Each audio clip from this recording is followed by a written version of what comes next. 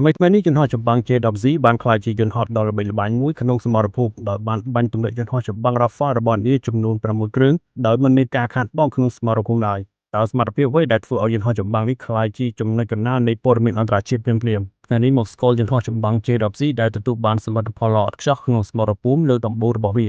J-10Z គឺជាយន្តហោះចម្បាំងល្បឿនលឿនជាងសម្លេងជំនាន់ទី3ដែលបង្កើតឡើងដោយប្រទេសចិនវាមានល្បឿនអតិបរមាជាង 2000 គីឡូម៉ែត្រក្នុង1ម៉ោងរយៈកម្ពស់ហោះហើរជាអតិបរមា 16 គីឡូម៉ែត្ររយៈកម្ពស់ហោះហើរអបបរមាត្រឹមតែជាង 4 ម៉ែត្រប៉ុណ្ណោះនិងមានចម្ងាយប្រយុទ្ធរហូតដល់ទៅ